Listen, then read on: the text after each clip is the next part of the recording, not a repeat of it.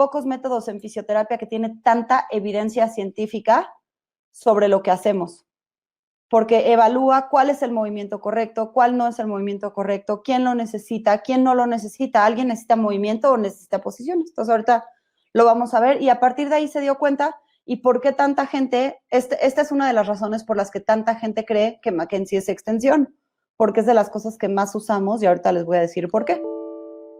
Entonces todo el mundo cree que McKenzie es extensión, ¿no? Esto es extensión de cuello, extensión de espalda baja. Y pues resulta que en primer lugar, y miren, por eso puse un tachecito, porque en primer lugar, McKenzie no es una rutina, McKenzie no es pura extensión, pero sí es verdad que el 70% de los pacientes con dolor de espalda baja mejoran con extensión. ¿Por qué? Porque si me pueden mover tantito mi carita para un lado donde no estorbe estas fotos, porfa, si me la mueven como para la esquina donde están los logos. Gracias. Si ustedes ven estas fotos, aquí, al revés, ¿verdad? Aquí ven estas fotos, entonces tienen todas las actividades que hacemos en la vida diaria, desde estoy descansando en el sillón, estoy cargando algo, estoy acostado en mi cama viendo la tele, me agacho a recoger algo, me acuesto a dormir y duermo de ladito en posición fetal. Todas nuestras posiciones y posturas de vida las pasamos en flexión. Entonces, gracias Alberto, sí, es verdad, es un método para tomar decisiones, tienes toda la razón, nos ayuda a evaluar para tomar decisiones. Entonces, tenemos que toda nuestra vida sucede en flexiones, todo lo que hacemos. Si las flexiones fueran la solución para todos los dolores de espalda, nadie tendría dolor de espalda. Pero en cambio vienen los pacientes con dolor de espalda baja y nosotros queremos hacerles la rutina de Williams. Y ahora si me escucharon, sí dije rutina, porque Williams sí es una rutina. No estoy diciendo que sea una mala rutina, solo estoy diciendo que es una rutina. McKenzie es un método de evaluación para ayudarnos a tomar decisiones sobre qué ejercicio vamos a hacer y entonces dar un tratamiento, pero no va a haber una rutina. Como todo el mundo pasa su vida en flexión, lo lógico es que el movimiento opuesto tenga mucho mejor efecto. Por eso es que utilizamos tanta extensión. El 70% de los pacientes con dolor de espalda van a mejorar con extensión. Del otro 30% que quedan, un 20% va a mejorar con movimientos laterales o laterales combinados.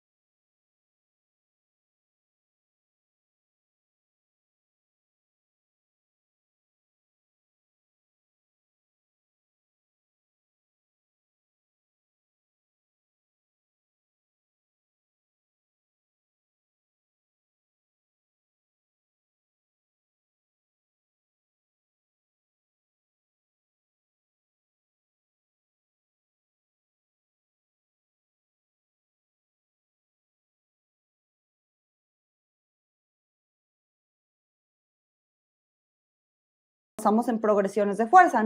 Las manos no es lo primero que metemos. Primero el ejercicio. ¿Por qué? Si el paciente tiene la opción de curarse solo, con sus propias técnicas vamos a ser mucho más efectivos, porque lo que le dejamos al paciente para la casa es la tarea. Y acuérdense, por algo les dejamos tarea, porque necesitamos que el resto del tiempo ellos trabajen. Entonces, tenemos que darles lo adecuado para que su esfuerzo valga tanto que cuando lleguen con nosotros estén mucho mejor. Entonces, esta imagen se las puse, me da mucha risa porque miren cómo es un paciente al que no saben qué tiene, pero cada uno de ellos le está revisando otra cosa y sufre de diagnóstico diferencial. Está comprobado que las resonancias magnéticas, que las radiografías, que las tomografías y todos aquellos estudios de imagen, y ahí les va, no se me espanten, no tienen validez científica diagnóstica para problemas musculoesqueléticos, a menos que sean problemas graves como los que les mencioné, es decir, síndrome de la caudequina, tumores, fracturas internas de las vértebras, fracturas en la rodilla, aneurismas, todo ese tipo de patologías severas, 100%. Si en la resonancia sale que tú tienes un tumor y no hay otra. Pero si en la resonancia sale que tu menisco está desgastado, que tu manguito rotador está roto, que tu disco está herniado, que el menisco se partió, todo eso sí existe, sí está en la resonancia, ¿ok? Hasta ahí vamos bien. Pero no necesariamente se relaciona con el padecimiento que tienes en este momento ni con los síntomas. Y les voy a demostrar por qué. En el 2015, Brzezinski hizo un estudio en el que evaluó a 3.110 sujetos sanos. Sano significa no tenían síntomas, no tenían bloqueos, no tenían limitaciones en la movilidad, no tenían nada, estaban perfectos. ¿Ok? A todos estos 3.000 y pico de sujetos les hicieron una resonancia magnética y ¿qué creen? 96% de ellos, o sea, casi todos, tenían degeneración discal. Y les estoy hablando que eran 3.110 personas sin síntomas. Degeneración discal. 84% abultamientos discales, o sea, acuérdense que una hernia de disco no quiere decir que el disco esté roto, solamente tiene varios estadios. Puede ser un abultamiento, una protrusión, una extrusión y un secuestro. En este caso tenían abultamientos. Si ustedes ven esta imagen en una resonancia, todo el mundo cree que dicen, chin, ya estuvo, ya se me fue al quirófano. No, hombre. 83% de estos sujetos sanos tenían degeneración de las facetas articulares. ¿Qué nos dice esto? Que si todos los sujetos sanos le sacaron una resonancia y tenían hallazgos positivos, quiere decir que ahí están, pero no necesariamente dan síntomas. Por lo tanto, si a uno de estos 3.110 en 5 años le duele la espalda, ¿cómo puedo estar segura que fue ese disco o no fue ese disco el que le dolía? No tengo idea, no hay manera de saberlo. Por eso es que no nos dejamos llevar tanto por las imágenes, lo que nos dejamos llevar es el movimiento, cómo responde. Si mi paciente tiene una hernia gigantesca de disco y yo lo muevo y le doy terapia y mi paciente se siente bien, en realidad a mí no me importa si la hernia se regresó o no se regresó, lo importante es que le quité el dolor y mejoró la movilidad y la función. El paciente no viene a que le reduzcamos la hernia, el paciente viene a que lo recuperemos. Ahora, yo no sé, a lo mejor y sí le reduje la hernia. He tenido pacientes que se han querido hacer resonancias después de estar bien y su hernia se reduce. Y he tenido pacientes que se hacen resonancias magnéticas después de estar perfectos y su hernia sigue del mismo tamaño. Lo que quiere decir es, si yo veo a un paciente que tenía una hernia en la imagen y cuando le doy el tratamiento se siente perfecto y se saca otra resonancia magnética y sale igual, quiere decir que si yo le quité los síntomas, le arreglé la causa. Por lo tanto, la causa no era esa hernia de disco. Entonces, no se dejen ir por las imágenes. De veras, pónganle mucho más atención a su evaluación y van a tener un éxito increíble. Aquí hay otro estudio que comprueba lo que estoy diciendo. Le sacaron una resonancia magnética de columna a 1.211 sujetos sanos, otra vez, sin dolor, sin síntomas, sin pérdida de la movilidad. Y del 73 al 87% de ellos presentaban protrusiones discales y a ninguno le dolía. Vuelvo a lo mismo, hay imagen, pero no hay síntoma, no siempre se relacionan. Y si hubiera síntoma en algún momento, no necesariamente se relaciona con la imagen. Ahora, salgámonos un poco de la columna. Le hicieron un estudio en el 2016, Bills, si lo buscan, hizo un estudio en 300 atletas asintomáticos sobre sus rodillas, ya no salimos de la columna. 31% de ellos tenían desgaste y tenían hallazgos positivos en la rodilla y en los meniscos. Miren esto, vean la flecha. ¿Ok? Esta es una de las resonancias magnéticas de uno de estos 300, nada más para que la vieran. Y vean lo que dice aquí. ¿Cuál es la clave de estas palabras? Asintomáticos. Una persona que no tiene síntomas y que tiene un desgaste en la articulación también puede ser el proceso de envejecimiento normal o el proceso de desgaste normal por correr, pero no necesariamente tiene que doler. Entonces, si no siempre duele, no siempre es la causa. Otro estudio, en el 2012, hicieron un estudio de cadera a personas asintomáticas. 73% de ellas tenían hallazgos, de los cuales 69 tenían el labrum rasgado y no les dolía. No estaban bloqueados, podían caminar bien. Imagínense cuántas cirugías de cadera se hacen solo por la imagen. ¿Ok? Los meniscos, Linda, sí duelen. Toda estructura que esté irrigada sí duele. Pero en este caso, no importa. Si tienes roto el menisco y no te duele, ¿qué más da? Se va a pegar solo, va a cicatrizar. Mientras tú seas funcional y no te duela y no se te bloquee la rodilla, no pasa nada. Entonces les puse esta imagen que suena un poquito chistosa. Desde hace años estoy sufriendo de diagnóstico diferencial, porque el chiste de este método es que todas las personas que lo practican y que lo practican a cierto nivel y lo hacen bien, todas vamos a llegar a la misma conclusión. Nunca va a haber fui con un terapeuta Mackenzie y me dijo que hiciera esto, pero luego fui con Sharon y me dijo que hiciera esto otro, y luego fui con Joab a Miami y me dijo que hiciera otra cosa, y entonces fui con Scott a Texas y me dijo que nada, a menos que alguien de nosotros no lo esté haciendo bien. Entonces, siempre que vayan con un terapeuta Mackenzie que lo haga al nivel que lo tiene que hacer, todos vamos a llegar exactamente a la misma conclusión y al mismo tratamiento. ¿Ok?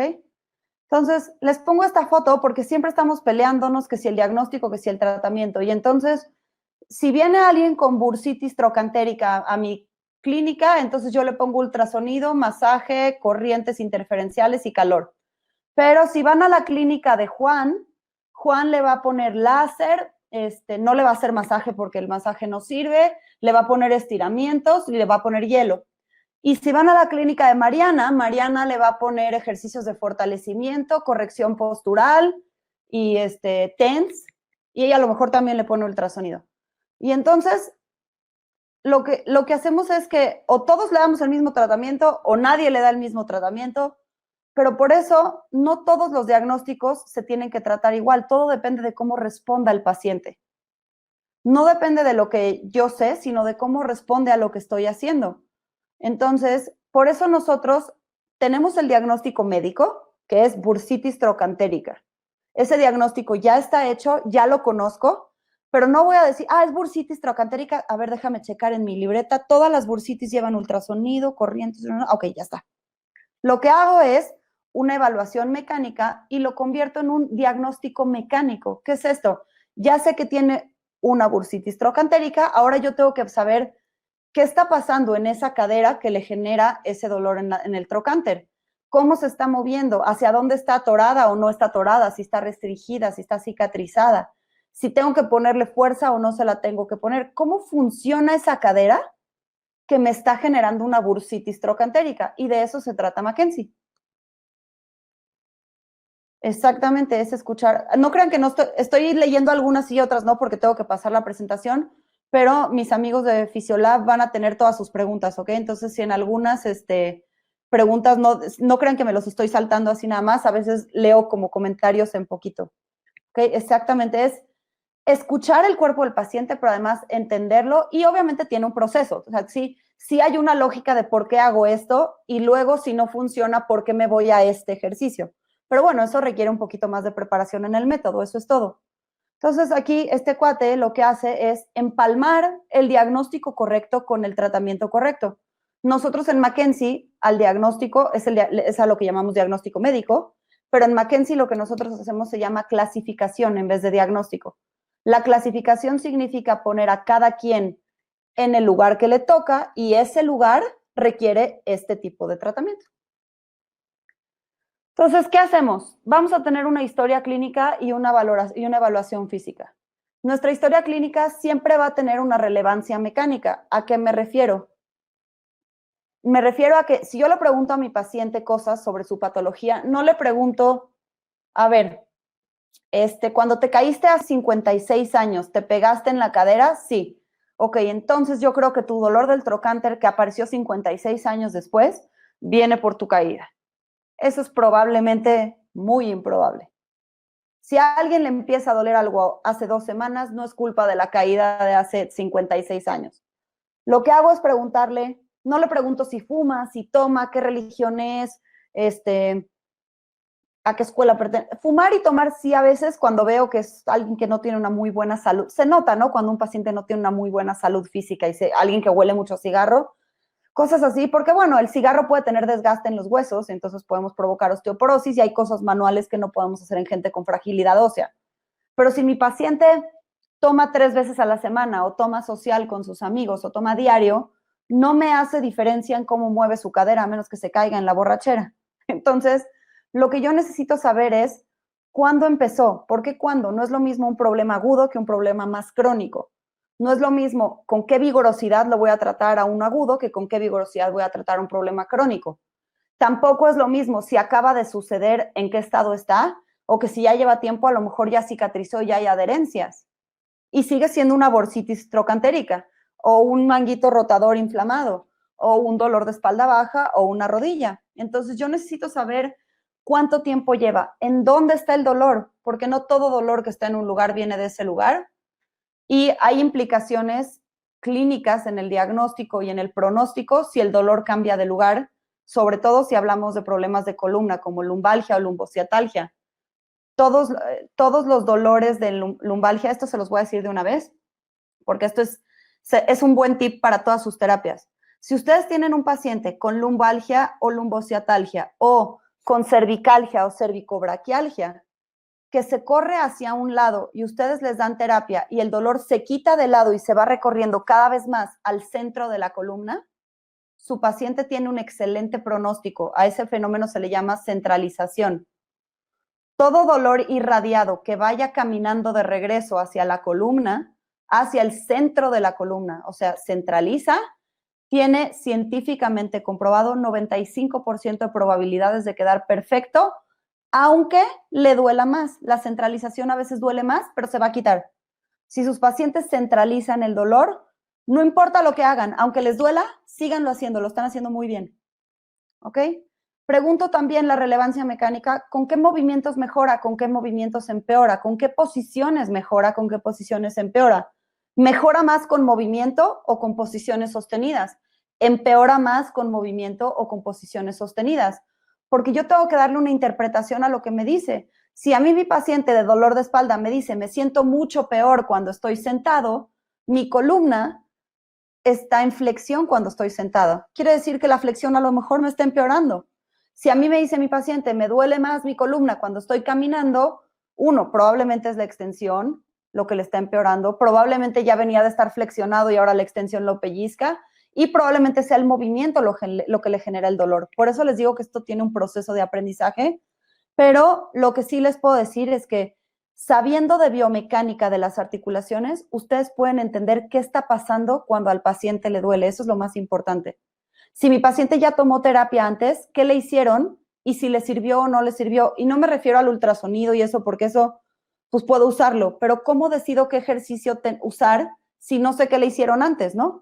Entonces, si ya le hicieron algo y le sirvió, ¿para qué cambio mi técnica? Voy a usar lo que hicieron mis colegas. Si ya le hicieron antes algo de ejercicio y no le sirvió, entonces tengo que buscar otra dirección. Pero si alguien ya tuvo tratamiento previo, me da tanta información que yo la puedo utilizar para tratarlo. El segundo punto de la historia clínica que es sumamente importante es descartar lo que le llamamos red flags, banderas rojas, que son patologías severas, todas las que les comentaba. Cáncer, fracturas, aneurismas, síndrome de la cola de caballo, tumores, en extremidades, algún desgaste severo, osteoporosis, todas esas cosas. Hay algunas patologías que son contraindicación absoluta y otras que hay que tener precaución. Entonces, tenemos que descartar que nuestro paciente lo tenga para tener seguridad de que podemos mover a nuestros pacientes. También, dentro de todo, vamos a tomar en cuenta mucho la parte psicoemocional del paciente. Nosotros no podemos hablarle a un paciente de la misma manera que a otro. Utilizamos mucho el sistema también de lo que le llamamos yellow flags o banderas amarillas, que son las barreras psicológicas. Hay gente que tiene pánico a moverse. Tenemos que ver cómo hacer que se muevan porque eso es lo que los va a curar. O si ellos a lo mejor empezamos con cosas sostenidas. Entonces, no solamente es la parte mecánica como tal, sino que si yo no entiendo la parte emocional de mi paciente, probablemente vamos a chocar en el tratamiento, porque acuérdense que aquí no usamos aparatos. Entonces, en un paciente que requiere mucho apoyo emocional, los aparatos lo consienten y se hacen sentir bien. Entonces, yo tengo que saber muy bien cuáles son esas barreras psicológicas, si yo puedo sobrellevarlas o necesito un poco de ayuda de algún terapeuta cognitivo. Pero definitivamente también los factores familiares. A lo mejor tengo una paciente que operaron de la cadera y no hace ejercicio porque tiene demencia senil y las hijas se pelean con ella porque no hizo ejercicio cuando ellas no estaban y le gritan y la regañan y me avisan a mí y la acusan y el entorno familiar de esa paciente no está bien. La señora tiene demencia senil, las hijas no pueden pelear con ella porque no hizo el ejercicio, más bien se tienen que sentar con ella a hacerlo, a ella se le va a olvidar. Entonces, eso es lo que va a pasar, tenemos que saber qué pacientes usamos. Después de eso, para la exploración física, tomamos lo que le llamamos bases sintomáticas, bases mecánicas, bases funcionales y bases neurológicas. Las bases sintomáticas significa todo lo que le llamamos bases son cosas que vamos a comparar, son bases de comparación. ¿Qué síntomas tiene mi paciente antes de empezar? ¿Cómo se mueve mi paciente antes de empezar? Rango de movimiento y si le duele o no le duele al moverse. ¿Cómo son sus bases funcionales? Si mi paciente me dice a mí me duele subir la escalera, lo pongo a subir la escalera. Si a mí mi paciente me dice me duele hacer una sentadilla, lo pongo a hacer una sentadilla. Todo lo que pueda hacer enfrente de mí me sirve. Y bases neurológicas, si es un paciente que tiene lumbar con lumbociatalgia o compresión nerviosa, obviamente pues si es un paciente solamente de rodilla no vamos a checar los nervios, pero si es alguien de columna que tiene irradiación a miembro inferior, tomamos bases neurológicas, llámese sensibilidad, fuerza, o sea, dermatomas, miotomas, tensión neural y reflejos. Después de eso, hay una lógica para elegir el primer movimiento o la primera posición que vamos a probar. Probamos los movimientos, digamos que yo escojo que voy a hacer flexiones parada. Entonces me paro a mi paciente y le pido que se agache 10 veces. Después de esas 10 veces, yo vuelvo a evaluar mis bases sintomáticas, mis bases mecánicas, mis bases funcionales y mis bases neurológicas. O si elegí hacer una posición sostenida y a lo mejor ponerla en posición fetal por 5 minutos, pongo a mi paciente en posición fetal por 5 minutos y terminando evalúo mis bases de comparación. Entonces determino cuál fue el efecto de ese movimiento o de esa posición en mis bases. ¿Por qué? Porque muchas veces yo me he topado con pacientes o con colegas terapeutas o con colegas médicos que dicen, si te duele no lo hagas, por un lado. Pero hay otros terapeutas o médicos que dicen, si te duele hazlo porque no pain, no gain. Y entonces el paciente está parado en medio y dice, ¿a quién le hago caso? Le hago caso al que me dijo que si me duele mejor no lo haga porque entonces me da miedo y generamos más yellow flags. Generarle miedo al paciente no está bien. Lo vamos a dejar aterrado. ¿Ok?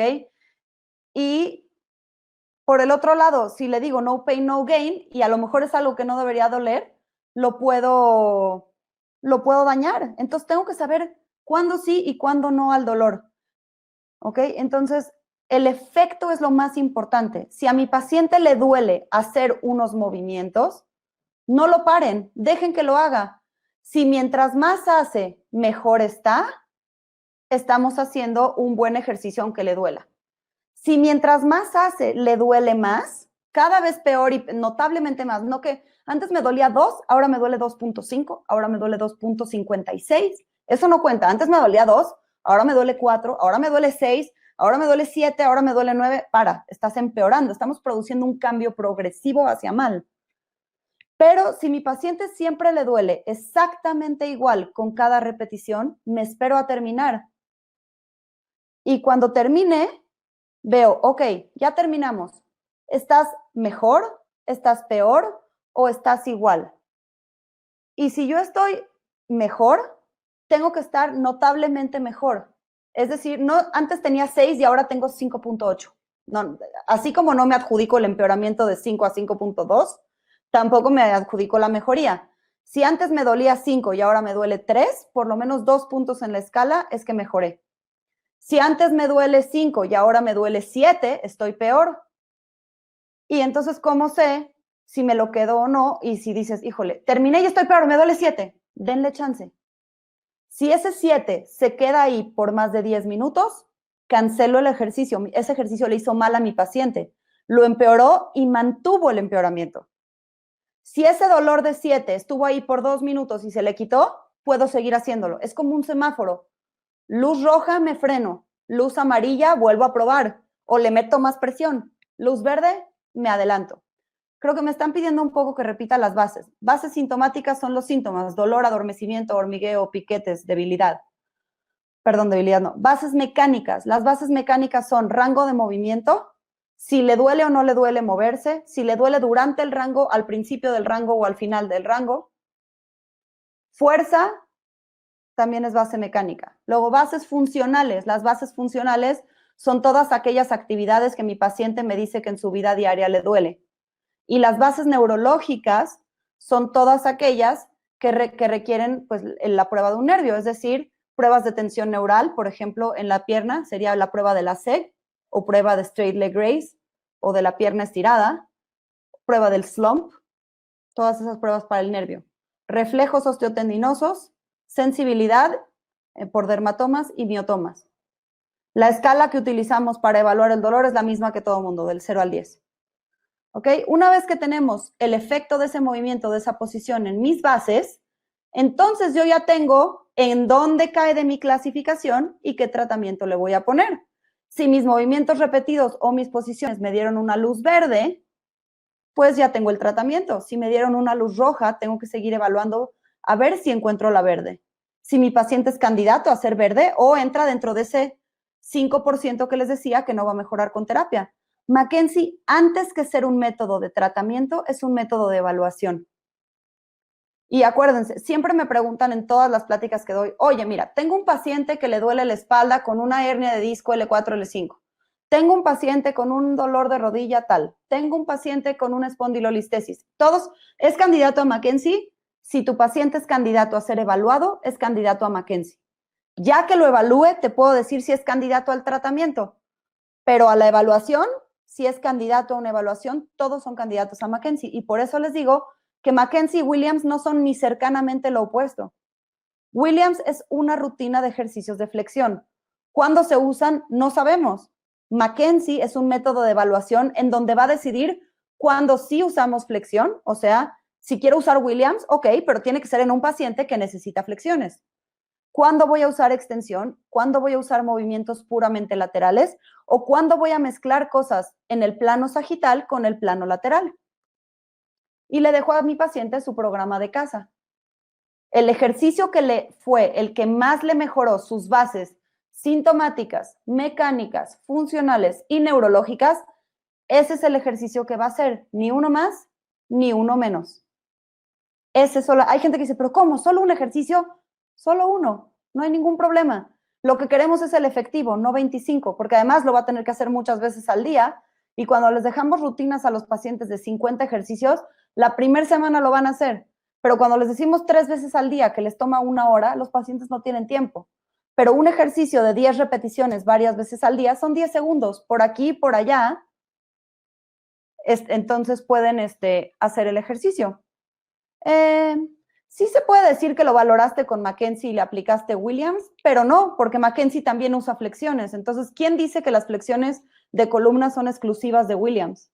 La evaluación que hace McKenzie la creó McKenzie, por lo tanto es exclusiva de McKenzie.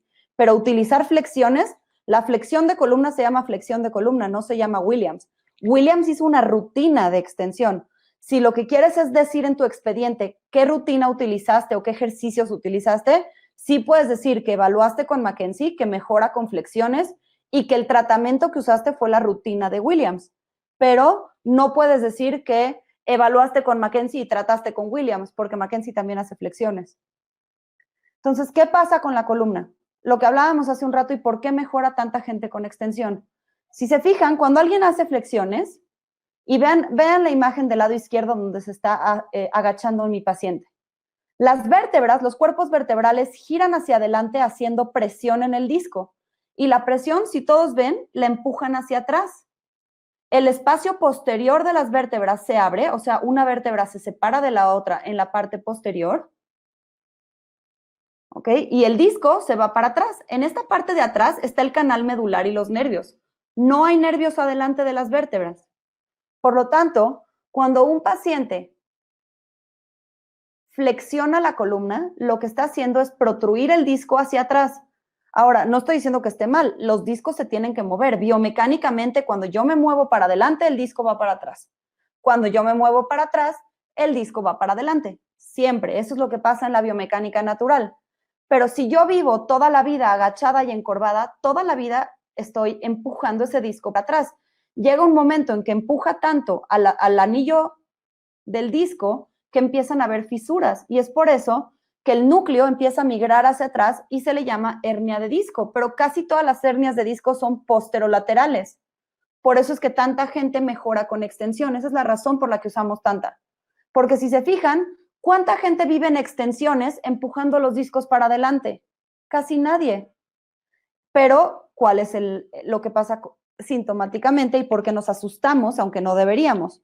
Cuando yo hago flexión, yo separo la parte posterior de las vértebras, entonces ya no estoy presionando al disco en la parte posterior y como no lo pellizco, pues no le duele. Y ahí estoy muy contenta porque no quiero generar dolor, ¿no? Pero mientras más me hago para adelante, más lo empujo para atrás, para que cuando yo me enderece o mi paciente regrese, le va a doler la pierna, le va a doler la espalda porque estuve empujando el disco para atrás. Por otro lado, si ya está lo suficientemente atrás, cuando yo hago extensión, la parte posterior de las vértebras, la zona apofisiaria se junta. Y al juntarse, pellizca ese disco que se salió y por eso es que a veces las primeras extensiones duelen. Y por eso vuelvo al semáforo que les decía hace un ratito. No todos los dolores son malos, ni todo lo que no duele es bueno. Y este es el ejemplo más claro. A veces flexionarse se siente muy rico, pero mientras más me flexiono, más empeora mi paciente cuando acabo. A veces extenderse duele, pero mientras más extensión hago, mejoro mi dolor. O más mejoro mi dolor, ¿verdad? Estoy hablando como si no supiera yo hablar español. Qué vergüenza, perdónenme. Entonces, lo que voy a hacer es que con los movimientos voy empujando y empujando y empujando y empujando hasta que logro un efecto. Y ese efecto me habla del semáforo. Si yo le hago a mi paciente extensiones y al terminar está peor por más de 10 minutos, mi luz es roja. No puedo hacer más extensiones por más que me encanten. Tengo que buscar otra cosa. Si yo le hago a mi paciente 10 extensiones y al terminar está mejor por más de 10 minutos, es una luz verde.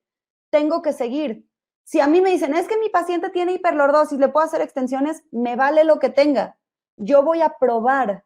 Lo único que tengo no es la imagen, tengo mis pruebas. Si yo tengo a alguien con hiperlordosis y le hago extensiones y mi luz se convierte en verde, ¿por qué se las voy a parar si mi paciente está mejor? Y ahorita les voy a decir por qué además la hiperlordosis es un concepto muy contradictorio.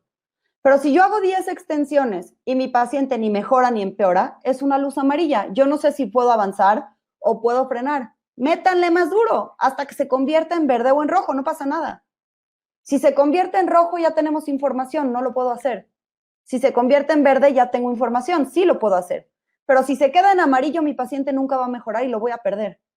Pero si yo le explico qué estoy haciendo y por qué a veces empeora y a veces mejora, mi paciente se sube al barco conmigo. Ahora, la hiperlordosis, imagínense esto, ¿ok? ¿Se acuerdan la primera diapositiva que les enseñé? ¿En qué posición pasamos toda la vida? En flexión. Nos agachamos, nos encorvamos, comemos, nos lavamos los dientes, dormimos en posición fetal, hacemos yoga, me llevo las piernas al pecho, me siento a ver la tele, juego juegos de video y estoy encorvada. Cuando yo estoy encorvada, aplano la lordosis, no la hago hiperlordosis, estoy encorvada. Por lo tanto, ustedes imagínense que si yo paso ¿cómo se hace, por ejemplo, una escoliosis? Piensen en una escoliosis. Para que un paciente se le haga una escoliosis y se le enchueque la columna, o nace con ella, o la va desarrollando durante su vida porque se para chueco y se inclina. Al pararse chueco, en esa posición chueca, la columna queda deforme en esa misma posición chueca y por eso tiene escoliosis. Si yo nunca estoy en hiperlordosis, ¿cómo voy a fijar una hiperlordosis? Si me la vivo aplanándola. Las hiperlordosis no siempre existen, el 80% son falsas y si existen son naturales para ese paciente. Lo mismo para las hipergifosis, que si existen, no importa, no se basen en lo que ven en la radiografía ni en la postura tal cual. Tómenlo en cuenta, pero no basen su ejercicio solo en eso. Porque si se saltan algo que le ayuda al paciente solo por tenerle miedo a la postura de su columna, ya la regamos. Entonces, no pasa nada, evalúen. Lo peor que puede pasar es que mi paciente tenía hiperlordosis, le puse extensión y se convirtió en luz roja. Ok, ya no hago extensión, le pongo flexiones. Y ya, eso es todo. Ok, entonces lo primero que hago es, tomo la historia clínica. Ese es mi primer paso. ¿Dónde te duele? ¿Cuánto te duele? ¿Desde cuándo te duele? ¿A qué te dedicas? ¿Qué haces en tu día? Porque probablemente esas posturas que estás usando en tu día te están haciendo algo de daño, si no, no estarías en terapia. O siempre que estás en tu día sentado viendo la tele, te sientes mucho mejor, entonces a lo mejor me das información para bien. ¿Con qué mejoras? ¿Con qué empeoras hablando mecánicamente?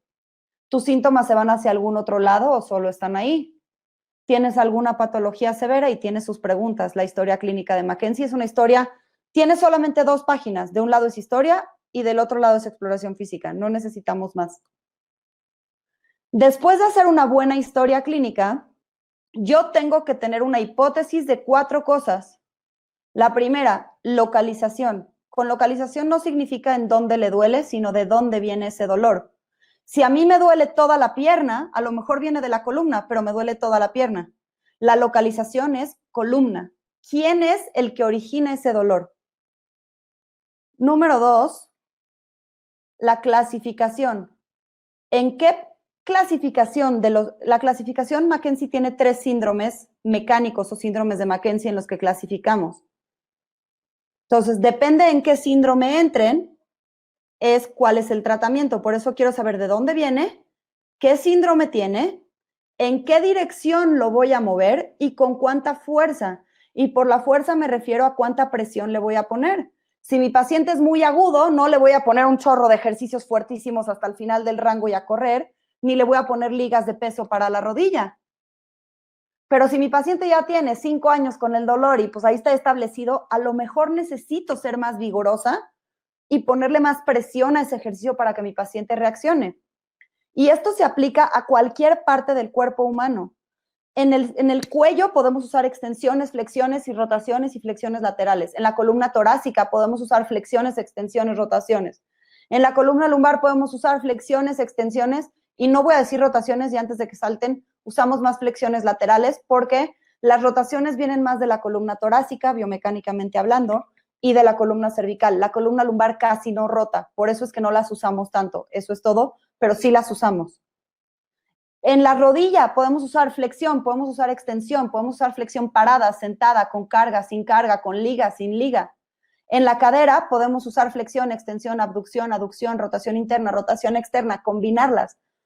Todos los movimientos que tenga una articulación los podemos usar para evaluar y los podemos usar para tratar. Lo importante es que esos que usemos para evaluar encontremos cuál es el adecuado y ese es el que vamos a usar para tratar. Entonces, Mackenzie no es extensiones. Mackenzie es un método de evaluación para saber si mi paciente lo puedo tratar con algo mecánico o no. Y si sí lo puedo tratar con algo mecánico, ¿en qué clasificación entra? ¿Qué dirección o qué ejercicio le voy a poner? ¿Con cuánta vigorosidad lo voy a hacer? Y la clasificación son 3 síndromes. Están un poco complicados para quienes no conocen el método, pero ahí les va. El primer síndrome, que es el más fácil y es el que menos van a ver, se llama síndrome postural. Si alguna vez ustedes se han quedado estudiando hasta las 5 de la mañana para el examen de anatomía en la mesa, voy a quitar, no, ¿verdad? No se puede dejar de compartir la presentación. Pero bueno, digamos que se acuestan en la mesa con el brazo en la frente y ahí están recargados y el brazo arriba y se quedan dormidos porque estaban estudiando. En la mañana que se levantan, tratan de bajar el brazo y dicen, ay, cómo me duele la axila. Y ya, la mueven tantito y se quita, ¿no? Entonces, estuvieron tanto tiempo en una postura que si ustedes agarren todos, yo sé que no los veo, pero probablemente ustedes sí ven mi cuadrito de allá abajo, agarren su dedo índice y estírenlo hacia atrás todo lo que puedan. Todo lo que puedan. Se siente un dolor horrible en la parte anterior o en la parte de la palma del dedo. Ese dolor se genera porque al estirar tanto las fibras, se compactan, comprimen la circulación y genera dolor. Ahorita que ya todos se soltaron el dedo, ya no les duele o les queda un poquitito de dolor, pero mientras más lo muevan se va a quitar. No hay patología, no hay daño, no hay problema todavía. pero por eso es que casi nunca los vemos, porque nadie va a ir al doctor porque se durmió en el brazo y le dolió. Pero si yo sigo durmiéndome en el brazo por 6 años, les aseguro que ese síndrome postural va a evolucionar a tener una patología. El que le sigue, y ese es el que más van a ver de todos, por eso hablo de ese, es el síndrome de derangement. Derangement significa que cuando la articulación pierde su congruencia normal, o sea, su forma normal en la que encaja y en la que embona, deja de funcionar bien, se bloquea, provoca dolor y provoca limitación en el movimiento. Un ejemplo de esto sería cuando alguien tiene una hernia de disco, el disco sale, las vértebras ya no encajan perfectamente y a la hora de moverse están atorados. O les duele y les pellizca y no tienen el rango completo. Esa es una obstrucción. Los derangements tienen obstrucción y todos los derangements tienen un ejercicio en una dirección con una fuerza que les mejora. ¿Cuál es? Pues depende del derangement que tenga cada persona. Por eso es que tengo que evaluar. A pobre José Romero se le salió el dedo. Bueno, pues espero que se te cicatrice muy bien. Entonces tú tienes una patología muy grave. ¿Okay? Este síndrome en el que cambian las cosas rápidamente y hay obstrucción se llama derangement. Derangement significa desarreglo en español, como que algo se desarregló, de estar arreglado se desacomodó. Piensen en las vértebras cuando hay una hernia de disco o piensen en un menisco roto cuando se sale ligeramente de la rodilla, todos los que hayan tenido pacientes o meniscos rotos, que se te bloquea la rodilla. Y si de repente hay gente que dice, ay, se me bloqueó la rodilla, pero la moví, la sacudí tantito y ya, ya la acomodé, ya está, ya puedo. Eso es un derangement. Algo se movió de su lugar, lo desacomodó y cuando lo acomodas en su lugar, se mueve bien, se quita el dolor. Y por último, tenemos el síndrome de disfunción, del que no voy a hablar mucho porque está un poco más complicado, pero les voy a dar un ejemplo. El síndrome de disfunción es aquel que ya lleva muchísimo tiempo, más de 8 semanas por lo menos, ya cicatrizó, ya formó adherencias, ya contracturó, ya hay acortamiento patológico del tejido. Y entonces cuando yo me quiero mover hacia la dirección en donde está cortado el tejido, no me puedo mover porque estoy restringido. Entonces, cada que yo trato de moverme hacia esa dirección me duele y se me quita cuando lo quito. Me estiro hacia esa dirección, me duele, cuando dejo de hacerlo, se me quita. El equivalente en un caso clínico, para que se lo puedan imaginar, es en un codo fracturado. Ustedes le ponen al codo un yeso por 8 semanas y cuando acaban el paciente ya no puede estirar ni doblar. Tiene una disfunción en flexión y una disfunción en extensión. Eso no va a cambiar rápido, no está bloqueado, está pegado, está adherido. Otro ejemplo de una disfunción es un hombro congelado. Hay adherencias. Eso se llama síndrome de disfunción.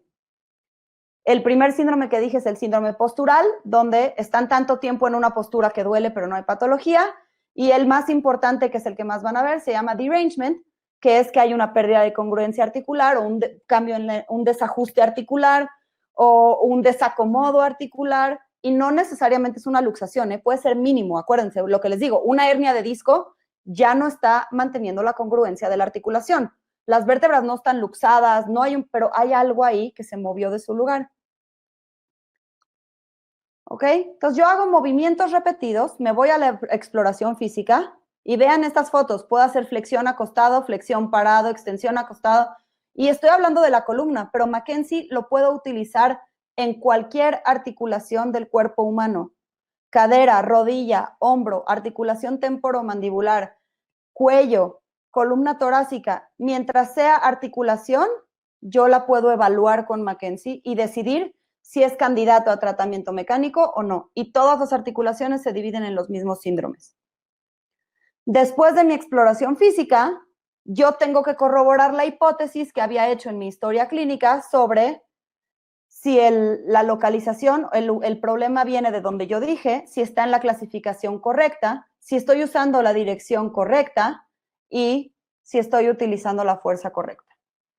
Un derangement puede llevar desde 1 minuto hasta 50,000 años, lo que sea. Un derangement puede llevar cualquier tiempo, por eso les digo que la disfunción es un poco confusa, necesitan tomar la certificación para entenderlo más.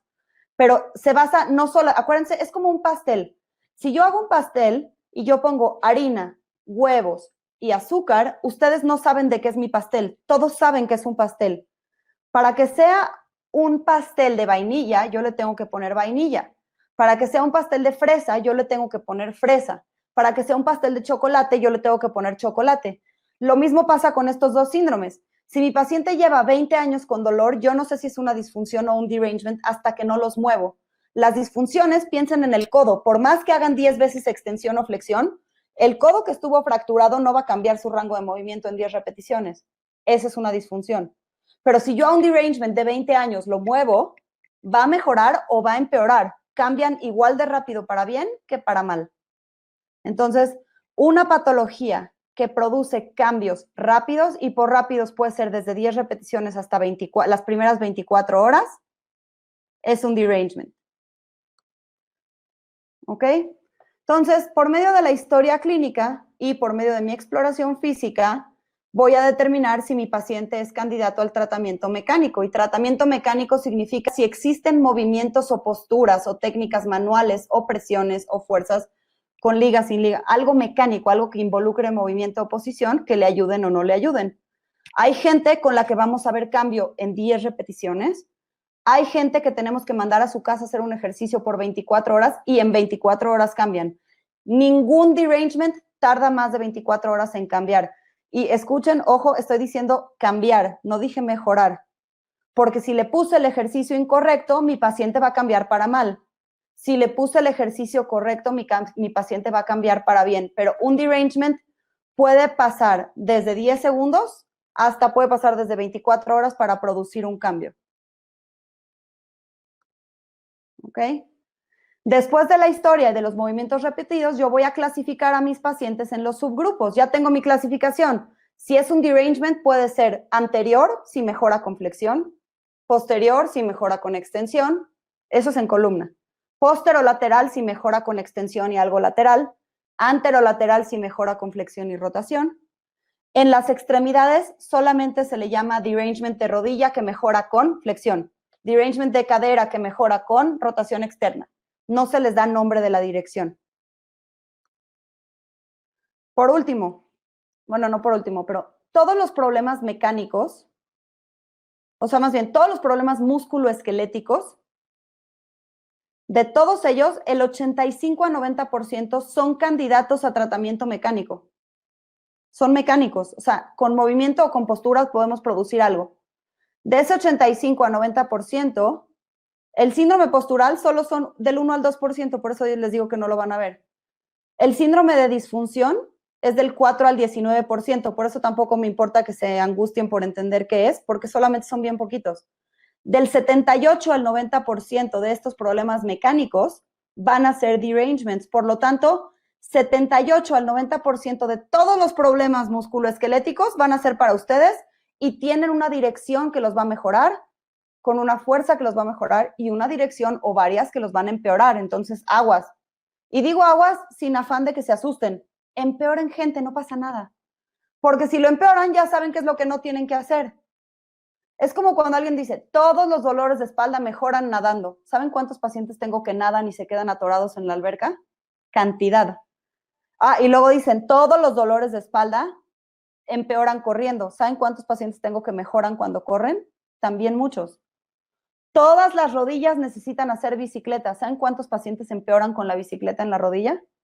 Todos los hombros empeoran si les pones carga arriba de 90 grados. ¿Saben cuántos hombros necesitan flexión con sobrepresión a llegar a mucho más del rango normal? Muchísimas. Solamente puedo saber qué les mejora y qué les empeora probando.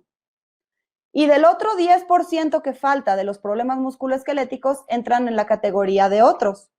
Otros significa pacientes que no son mecánicos. Los pacientes esos que les decía que o necesitan cirugía, o necesitan una inyección, o necesitan un bloqueo, o necesitan medicamentos, o los que no tenemos ni pálida idea de a dónde pertenecen y necesitan hacerse una resonancia. Y es aquí donde entonces ya tiene validez la resonancia porque yo ya lo evalué y ya sé que no responde a nada más. Entonces, por lo tanto, necesito ver si no hay algo severo allá adentro que le esté pasando. Por eso entra en la categoría de otros. Las bibliografías que yo les recomiendo, miren, aquí tengo algunas en la página. Les recomiendo los libros de Mackenzie, yo no los vendo, yo no los tengo, están en Amazon, los pueden comprar.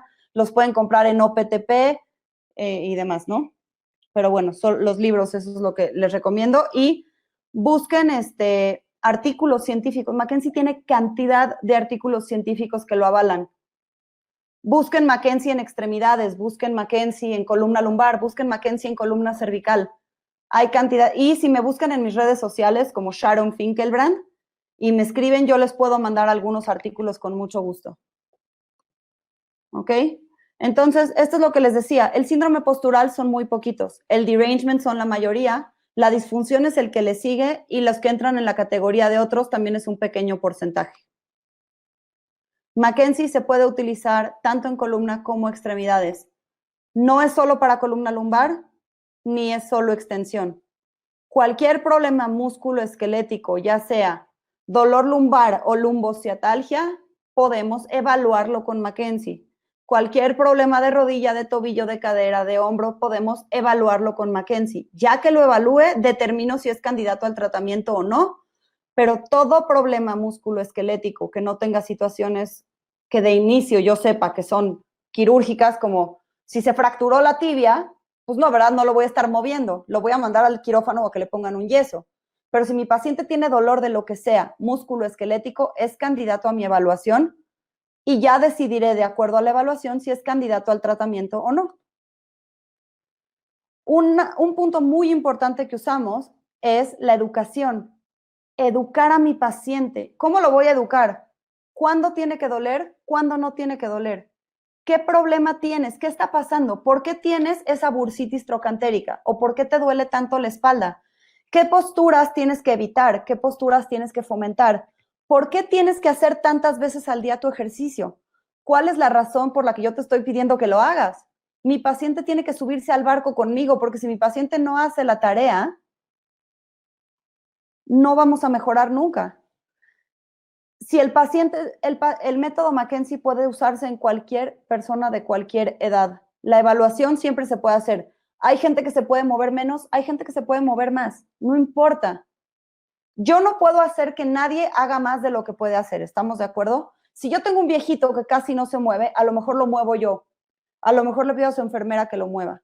Si es alguien que tiene, me preguntan muchas veces, si alguien tiene barras, clavos, tornillos en la columna, métodos de fijación, no importa, a menos que sean recientes, ¿verdad? Si hay una cirugía, primero voy con lo que me dice el médico, no se vayan a poner a moverlos porque yo dije que se movieran. El médico es el titular de esa cirugía, el médico decide qué podemos hacer y qué no. Una vez que la cirugía ya cicatrizó y mi paciente lleva 20 años con barras, yo lo voy a mover. Se va a mover hasta donde las barras le permitan. Yo no puedo quitarle las barras con McKinsey, pero lo voy a mover hasta donde lo pueda mover. Si arreglo su problema, buenísimo. Y si no arreglo su problema porque las barras lo limitan y no llega donde yo necesito que llegue, pues no tiene la posibilidad. ¿Qué voy a hacer? No tengo otra opción para hacerlo. Me encantaría decir que hago magia y que puedo curar a todos, no importa lo que pase, pero sería como decir que si alguien tiene un tumor en la columna, yo lo voy a arreglar con McKinsey, ¿verdad? No puedo arreglar a alguien con McKinsey nunca si tiene un tumor. ¿Ok? Lo segundo en lo que se basa McKinsey es en el autotratamiento. El paciente es responsable de hacer su propio ejercicio, su propio tratamiento. Yo le digo qué hacer, cuántas veces al día lo tiene que hacer, cuántas repeticiones tiene que hacer y con cuánta fuerza tiene que hacerlo. Pero si él no lo hace, el responsable es él. Si él no lo trabaja, el responsable es él. Ahora, si tengo un paciente como mi paciente, la viejita que les contaba hace rato que tiene demencia senil, o tengo un paciente con problemas cognitivos, o tengo un paciente con parálisis cerebral, o tengo un paciente con alguna patología que no me permite hacer cosas, pues no me las permite. Yo no puedo ir y quitarle a un lado a la viejita su demencia senil para curarla, pero busco una alternativa para que lo puedan hacer. Si mi paciente tiene parálisis cerebral con espasticidad, y le duele la espalda, a lo mejor la espalda no tiene tanta espasticidad. Si no tiene tanta, lo muevo. Lo muevo. Si sí tiene mucha, lo muevo hasta donde pueda, hasta donde la espasticidad me lo permita. Si mi paciente con demencia senil no puede hacer el ejercicio sola, le pido a su enfermera o le pido a su hija o le pido a su hijo que estén ahí, que la monitoreen. El chiste es hacerlos lo más independientes posibles, pero si mi paciente necesita un poco de ayuda, pues la va a necesitar y la usamos. Entonces, Ahora, les voy a decir algo, esto todavía no está comprobado por la ciencia, pero hay unas terapeutas en Chicago, una de ellas, una se llama Annie O'Connor y la otra se llama Melissa Watson. Ellas dos trabajan en un centro en Estados Unidos, en un centro de rehabilitación, y ven puros pacientes con problemas neurológicos con espasticidad. Y han visto que a veces movilizando la columna en diferentes direcciones de acuerdo a su evaluación, han logrado en algunos pacientes disminuir la espasticidad en miembros inferiores o en miembros superiores cuando mueven el cuello. Quiere decir, y esto no está muy lejos de la verdad, les voy a decir por qué. Si alguna vez han escuchado a mi colega Marco Terríquez, que es un buenazo en rehabilitación neurológica, él sabe muy bien que cuando nosotros estamos, y él lo ha dicho en sus pláticas, es excelente orador, cuando nosotros nos ponemos mucho tiempo en flexión y vivimos flexionados, ¿qué pasa con el sistema nervioso y con la dura madre? Se estira. Está todo el tiempo tensa, tensa, tensa, tensa, tensa. ¿Qué pasa con eso? La médula espinal es sistema nervioso central. Sistema nervioso central puede generar más espasticidad, porque el sistema nervioso además está conectado. Entonces, la médula también va a tensar la cabeza hacia abajo, de ahí se tensa también toda la zona del cerebro y el cerebelo. Producimos tanta tensión que también producimos cierta hipoxia. Si yo le pongo extensiones a mi paciente, le quito la tensión a la médula y más bien la acerco. Por eso es que tantas veces hay pacientes con espasticidad que mejoran con extensiones en la clínica de Annie y de Melissa. Por esa misma razón, porque todos los pacientes con lesiones medulares o pacientes que tienen mucha espasticidad que no les permite caminar, están sentados encorvados en una silla de ruedas. Ahora, no estoy diciendo que Mackenzie es para pacientes neurológicos de ninguna forma, ¿eh? Solo estoy diciendo que han encontrado cosas así y que pueden, pues a lo mejor les pueden servir en algún momento hacerlas, pero todavía no hay ciencia que lo compruebe, solo les cuento la experiencia de Annie y de Melissa. ¿Ok? Por último, yo encuentro el movimiento que le ayuda a mi paciente, se lo dejo de tarea, lo hace, y cuando regresa a la terapia, yo voy a volver a evaluar mis bases. ¿Se acuerdan que tomamos bases funcionales, mecánicas, sintomáticas, neurológicas? Y veo qué pasó. Si mis bases mejoraron, confirmo la localización, confirmo la clasificación, confirmo la dirección, confirmo la fuerza. Si mis bases están igual, a lo mejor tengo que cambiar algo en la dirección o en la fuerza, o incluso en la clasificación o en la localización. Y si mis bases están peor, definitivamente tengo que cambiar algo o en la fuerza, o en la dirección, o en la clasificación, o en la localización. ¿Ok? Entonces, bueno, les agradezco muchísimo, primero que nada, a todos ustedes por estar aquí. Son increíbles por estar en viernes escuchándome dar charlas como merolico, como una loca. Espero que haya quedado pues lo más claro posible. Sé que a veces es difícil porque les estoy hablando de diagnósticos que no conocían en la escuela.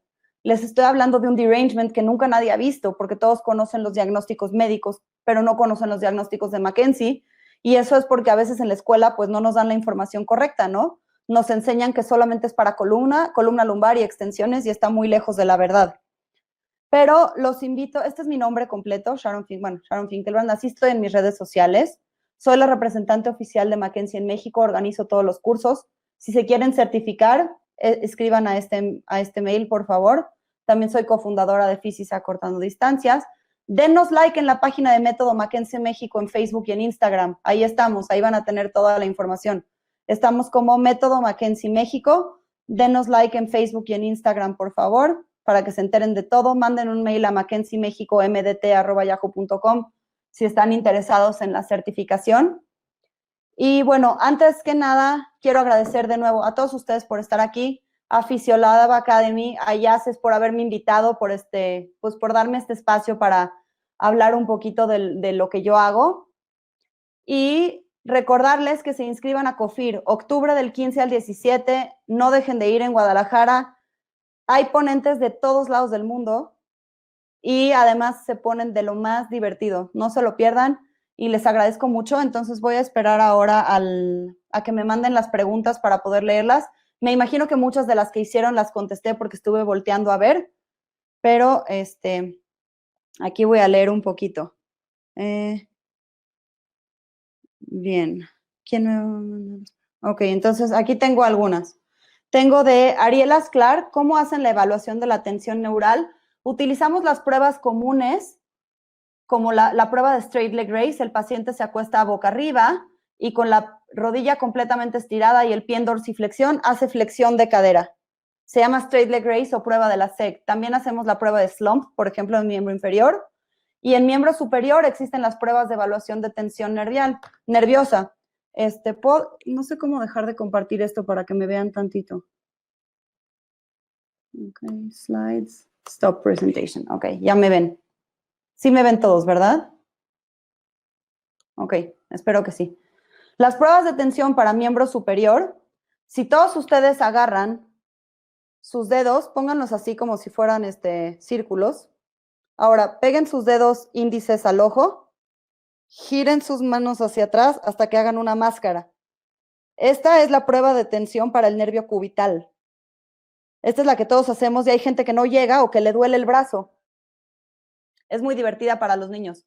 No necesitan hacerla así, pero es en la que más ponen en tensión al nervio cubital. Para el nervio radial vamos a hacer flexión de muñeca, pronación, extensión de codo y extensión de hombro hacia atrás.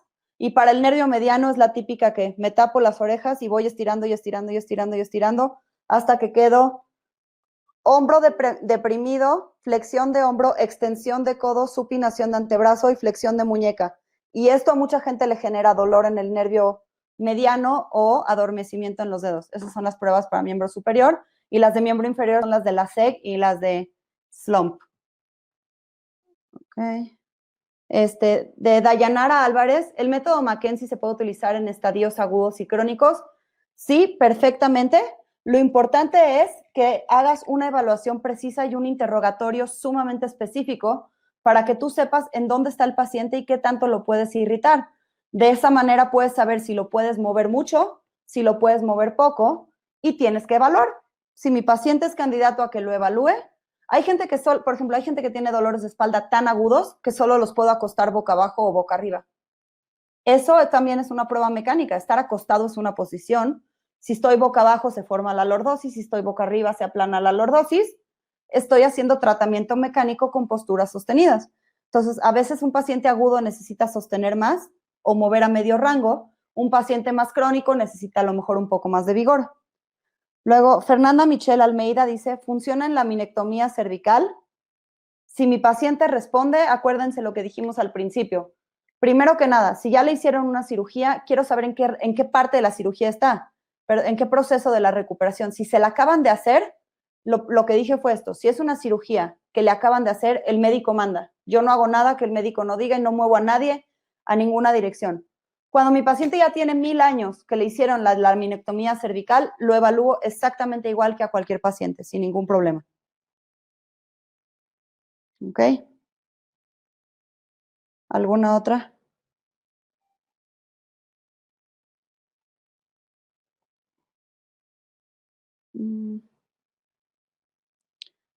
¿Quién más? Marina, creo que ya no hay más preguntas, ¿verdad? Ah, ok. Héctor Rodríguez, ¿existen contraindicaciones absolutas para este método? También es una muy buena pregunta, igual que todas. Sí y no. ¿Por qué sí y por qué no? Primero, para hacer una historia clínica, nunca hay una contraindicación absoluta. A todo mundo yo le puedo, a menos que no me quieran contestar o que mi paciente no hable y no tenga nadie más que me pueda decir, ni tenga cómo expresarse. Entonces, pues sí, no le puedo preguntar. Pero bueno, hablando de situaciones normales, la historia clínica se las puedo hacer a todos. Para que yo tenga una contraindicación tal cual, solamente puede haber una contraindicación a moverlo. Para la historia clínica no, para la exploración física, las contraindicaciones absolutas son que yo tenga certeza de que mi paciente tiene una fractura en esa zona que voy a evaluar. Es decir, si mi paciente se cayó del caballo y se cayó de sentón en el sacro o en las nalgas, y nadie le sacó una radiografía y casi no puede caminar y tiene un dolor agudo terrible, está contraindicado moverlo hasta que no le saque una radiografía y sepa que no se fracturó. Eso es muy importante. Si mi paciente, yo ya sé que se cayó, le patearon en el fútbol y le fracturaron la tibia y sé que viene con esa fractura, es quirúrgico o es de yeso, yo no lo puedo arreglar, por lo tanto está contraindicado hacer movimientos. Si mi paciente tiene síndrome de la cauda equina, es quirúrgico inmediato. Si yo muevo a ese paciente, lo dejo parapléjico. Entonces, está contraindicado mover a ese paciente con cauda equina. Pero si mi paciente tiene un tumor en la pierna y le duele la espalda, puedo mover la espalda aunque mi paciente tenga cáncer. Incluso si a mi paciente le duele el cuello y tiene un tumor en la zona lumbar o al revés, también lo puedo mover. Si mejora, mejoró. No le voy a quitar el tumor. Pero si tiene un tumor en la columna lumbar y le duele el cuello, pues a lo mejor el tumor no es la causa del problema. Entonces puedo quitarle el derangement a pesar de que tenga el tumor y además necesita una cirugía para removerlo. Pero por eso hablo de que depende. Las contraindicaciones absolutas solo existen para los movimientos y depende cuál sea la situación de mi paciente. Luego, María Soledad Garibay pregunta, si el paciente tiene artritis varices, ¿puedo hacer McKenzie o MDT? Muy bien, me encanta que pongan MDT. Sí, si mi paciente tiene artritis, también puede tener un derangement a pesar de tener artritis. Todo es como si les dijera, mi paciente tiene artritis, entonces ya no puede tener gripa nunca más. No se puede esguinzar el tobillo jamás y no puede tener latigazos cervicales porque tiene artritis. El derangement es lo mismo o la disfunción es la misma. Ahora, si el problema no responde como un derangement, no responde como una disfunción, no responde como un síndrome postural, la causa es la artritis.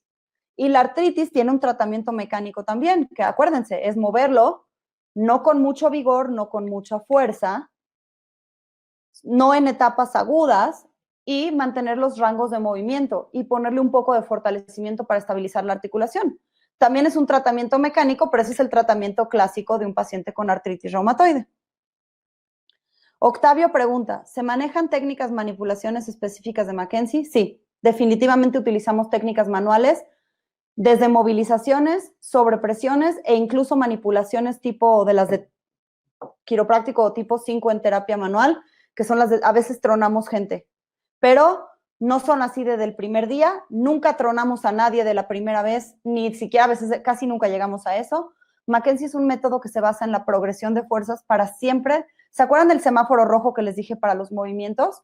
Lo mismo ocurre con los movimientos manuales. Acuérdense que toda fuerza externa al paciente tiene mucho más riesgo de lesionarlo. Entonces, yo tengo que asegurarme que meter mis manos sea una luz verde para él. Si mi paciente ya se movió solo y mejoró, le pone un poquito más de presión él solo, mejoró y se estancó.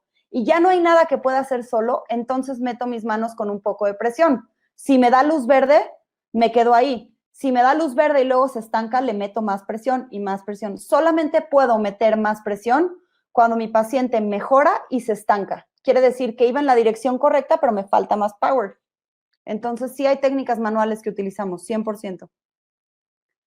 Héctor Rodríguez, ¿se puede aplicar en mujeres embarazadas? Sí. Lo único es que en mujeres embarazadas no podemos aplicar manipulaciones ni movilizaciones en columna, sobre todo. En rodillas, caderas, tobillos y demás, en cualquier articulación puedes hacer movimientos. Las mujeres embarazadas se agachan, suben, bajan, cargan a su primer hijo y al segundo hijo y traen la panza. Son mucho más seguras de lo que parecen, solo no metemos las manos. Y las mujeres embarazadas, si tienen una dirección de preferencia, no saben lo que les van a agradecer que les quiten los dolores. Sí, definitivamente. Se puede usar. Acuérdense, McKenzie no solo es para la espalda, no se vayan con eso. También tratamos articulaciones. Y de todas maneras se puede hacer en la espalda. Marilyn Pacheco pregunta, cuando hablo de tratamiento mecánico, ¿a qué se refiere? Creo que esto ya lo había contestado. Hablar de tratamiento mecánico significa hablar de gente que sea candidata a que el tratamiento sea por medio de ejercicios, movimientos, posturas o técnicas manuales. Todo lo que involucre movimiento o posición. Ok.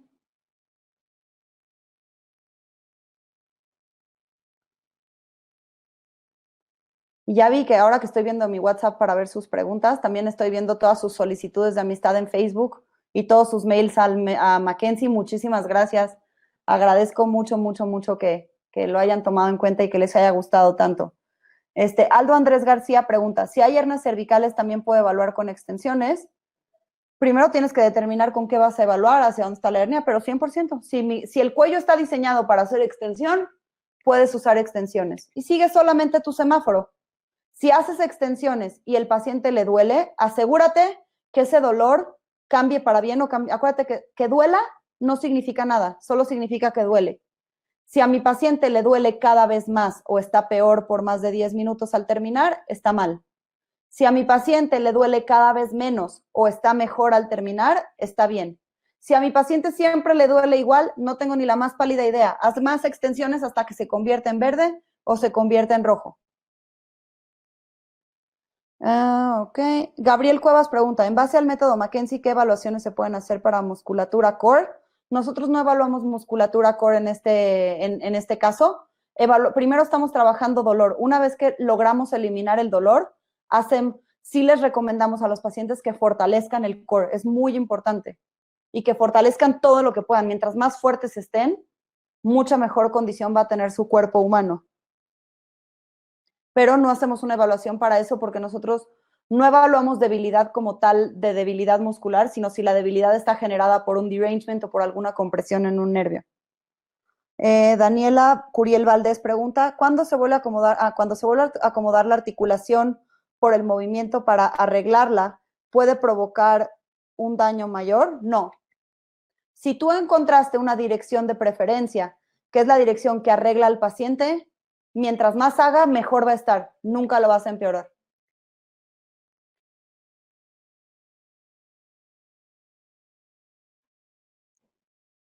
¿Ok? Lo que sí es que tenemos que saber cuándo empezar a introducir el movimiento contrario, porque no le podemos dar al paciente siempre el mismo movimiento y que siempre evite todo. Hay procesos de cicatrización y de cuándo introducir el otro movimiento que no le ayudaba. Tenemos que probar que ahora ya lo puede hacer. No podemos dejar inmóvil a ningún paciente.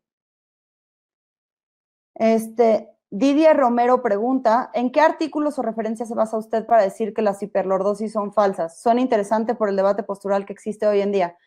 Básicamente no me baso en ningún artículo ni ninguna referencia, pero me baso en la experiencia que todo mundo tenemos y en la lógica.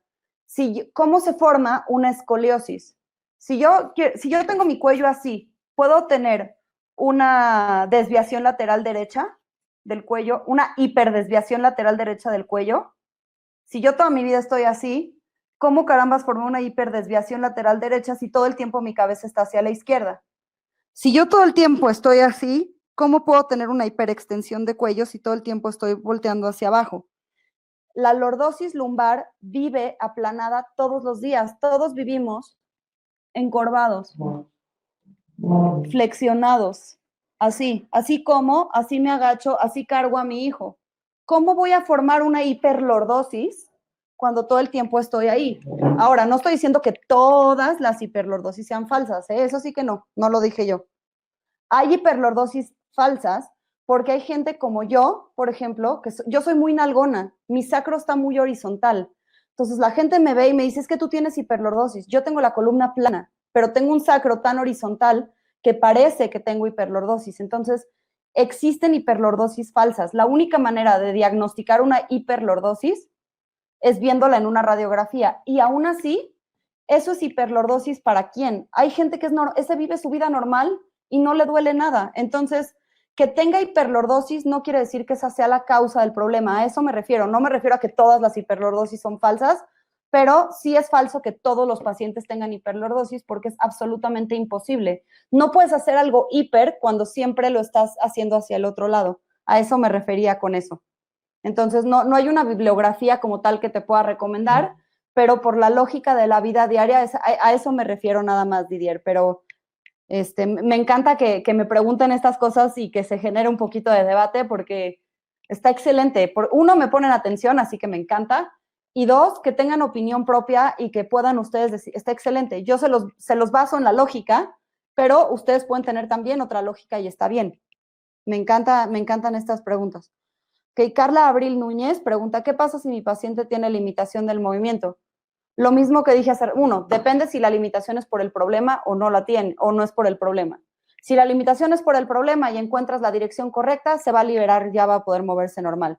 Si es una limitación como la que mencionaba yo hace rato y mi paciente tiene barras en la columna, pues solo lo puedo mover hasta donde lo puedo mover. Yo no puedo cambiar la condición de mi paciente Si mi paciente es ciego, pues yo no lo puedo hacer que camine en línea recta sin un bastón porque no ve. Si mi paciente no tiene un brazo, pues no lo puedo hacer mover el brazo porque no lo tiene. De la misma manera pasa con cualquier articulación del cuerpo. Si mi paciente tiene una barra que le fija la columna, pues a lo mejor no lo voy a poder llevar hasta el rango que lo quiero llevar, pero voy a intentar ayudarlo. Si de plano no puedo, pues no estuvo en mis manos. Sus limitaciones las tiene él y yo no las puedo cambiar porque no le puedo quitar las barras.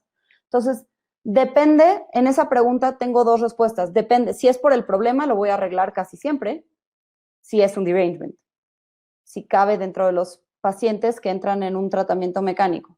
Si es una persona que tiene limitación del movimiento por el problema, pero no mejora con tratamiento mecánico, necesita otra cosa, como cirugía, inyecciones,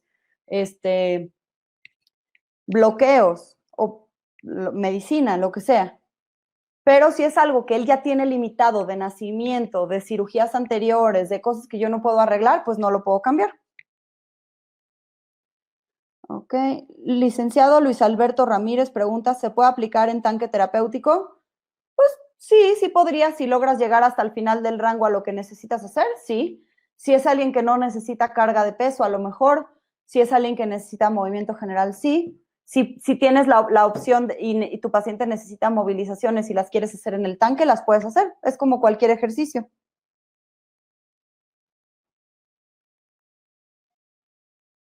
Sebastián Gutiérrez pregunta, si pruebo un movimiento de flexión lumbar y el dolor sigue igual, ¿debo esperar un tiempo determinado para probar otra dirección como extensión lumbar?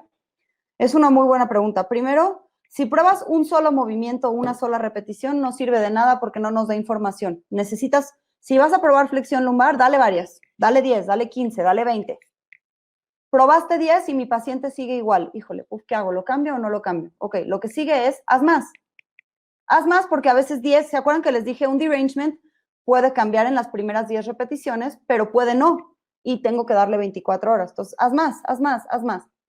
Si mi paciente hace 30, 50, 60 repeticiones y no cambia en la sesión, mándalo 24 horas a que cada 2, 3 horas se esté flexionando. Mándale el ejercicio que se flexione, que se flexione, que se flexione, que se flexione. Si en 24 horas mi paciente sigue igual, o no es un derangement, puede ser una disfunción, como la que les dije, o entonces es momento de cambiar de ejercicio o de ponerle mucha presión. Dale mucha, tú ayúdale a la flexión, fórzasela, hasta que obtengas una luz. Tú necesitas saber si es bueno o no es bueno para él. Lo tienes que convertir en rojo o en verde para decidir si cambias o no. Es raro que un derangement no cambie en 24 horas y mucho más con flexión, porque como les digo que solamente el 5% mejoran, tienen mucha más opción de empeorarlo. Entonces, es un buen razonamiento clínico. Marisol Santiago Pérez pregunta, ¿con el método Mackenzie trabajan fuerza y propiocepción o solo método? Las evaluaciones trabajan con test de valoración neurodinámica. Sí trabajamos fuerza y propiocepción en cierta forma porque pues al enderezar la columna, al producir buena postura, fortaleces y manejas propiocepción. Sí damos ejercicios de fuerza, sobre todo en extremidades. Hay muchas que necesitan fuerza para corregir el problema, pero fuerza, todo tiene que tener un tiempo. Sí la utilizamos, pero por ejemplo, si mi paciente tiene dolor, no siempre es por debilidad, puede tener un problema. Entonces, si tiene un derangement, no es por debilidad. El derangement es una pérdida de congruencia. Entonces, yo arreglo la congruencia, la acomodo en su lugar y ya que está acomodada, entonces le pongo ejercicios de fortalecimiento y de propiocepción. Pero no empiezo a fortalecer algo que todavía no está acomodado. Entonces, todo tiene un proceso. Acomodo lo que hay que acomodar, curo la lesión y luego le pongo fuerza.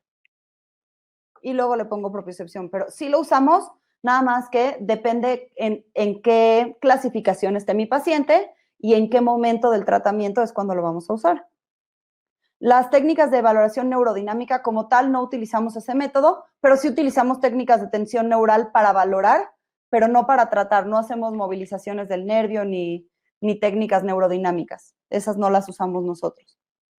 Luego, Naomi Alejandra pregunta, ¿podría utilizar este método en una estenosis lumbar? No sé si en este caso entra como un derangement. Naomi, es una excelentísima pregunta y te voy a decir por qué. Porque, y eso sí está comprobado científicamente, busquen artículos de Mackenzie, no todas las estenosis lumbares de radiografía se comportan como estenosis lumbares de verdad. Es decir, hay gente que en la radiografía sale o en la resonancia con una estenosis y es un derangement. Entonces, si es un derangement, va a cambiar y va a mejorar con un ejercicio, no se preocupen. Cuando una estenosis de radiografía se comporta sintomáticamente como una estenosis, entonces las estenosis de lumbares o cervicales o de donde sea, no se curan. Desgraciadamente no tienen solución, pero sí podemos ayudar a mejorar la sintomatología. Las estenosis necesitan flexiones. Flexiona a tu paciente como los 1000 diablos, que se flexione y se flexione y se flexione. Eso le va a ayudar a quitar los síntomas. Que no camine por tiempos prolongados ni distancias prolongadas. Que si va a caminar por mucho tiempo, pare un momento y se flexione otra vez. ¿Ven? Y sigue siendo Mackenzie. Y estoy hablando de que el paciente se tiene que flexionar. O un derangement anterior mejora con flexión. Pero en este caso, si la estenosis se comporta como derangement, la trato como derangement. Si se comporta como estenosis, le pongo flexiones como una loca. Sergio Ochoa Martínez, para obtener una evaluación se necesita un diagnóstico médico. En cuanto a Mackenzie, no. Mientras no haya nada severo, yo puedo, porque yo sí puedo evaluar qué está pasando con la articulación de mi paciente donde le duele, biomecánicamente habla. Yo no voy a sustituir al médico dando un diagnóstico médico, jamás. Jamás le voy a decir a mi paciente, tú tienes una tendinitis de la pata de ganso. Pero sí le puedo decir, tienes un derangement en la rodilla y se acomoda de esta manera y se te quita el dolor. El diagnóstico médico lo hace el médico y yo jamás me voy a meter con el diagnóstico de un médico, nunca. Ellos saben perfecto lo que hacen. Luego tenemos a Jaya Leitón que pregunta, ¿cómo aplicas lo del semáforo en pacientes con fibromialgia? Mi paciente con fibromialgia, igual que mis pacientes con artritis, pueden tener un derangement o su dolor puede venir de la fibromialgia. Lo evalúo igual. Me olvido de que tiene fibromialgia por un momento, le quito la etiqueta y la pongo a un ladito. Si yo muevo a mi paciente y mejora, era un derangement. Si yo muevo a mi paciente y siempre está igual, o su dolor ni mejora ni empeora, a veces mejora, a veces empeora, se vuelve loco, no sé, no tiene un patrón fijo, probablemente sea la fibromialgia. Y entonces no es un derangement, y no es un síndrome de disfunción, y no es un síndrome postural, por lo tanto mi paciente no es un síndrome de Mackenzie. Y la fibromialgia tiene su propio tratamiento, que es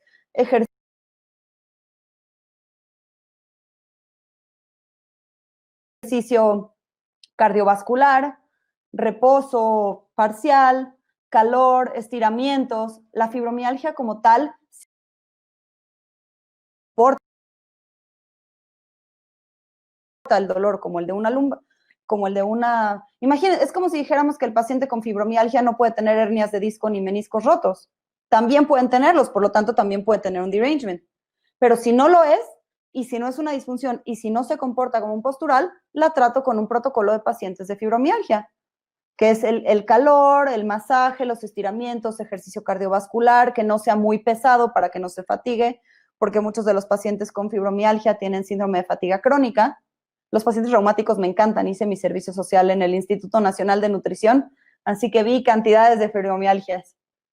Así que les puedo decir con certeza que hay pacientes con artritis reumatoide con derangements, hay pacientes con espondilitis anquilosante con derangements en la columna, hay pacientes con fibromialgia con derangements en los tobillos. Alfonso Gómez pregunta, ¿toman en cuenta estímulos reflejos viscerales que por medio de la metamera estimulan musculatura y sensibilidad? No, la verdad no. Somos muy, muy mecánicos. Si vemos que hay algo que no cuadra con nuestros signos, con nuestros síntomas, signos, evaluación y nuestros patrones mecánicos y no entra en ninguna categoría que nosotros podamos ver, lo referimos a la persona adecuada que lo pueda ver.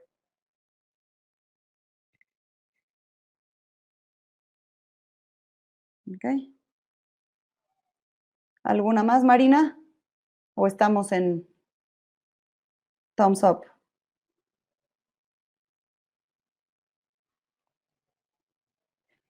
Heriberto pregunta, ¿en pacientes con patologías de cierre de tubo neural como espina bífida es candidato? Para curar la espina bífida, no. Definitivamente no. Mackenzie no es para problemas neurológicos, es solamente para problemas musculoesqueléticos mecánicos. Nada más. Tiene sus limitaciones, pero dentro de sus limitaciones es de lo mejor que hay.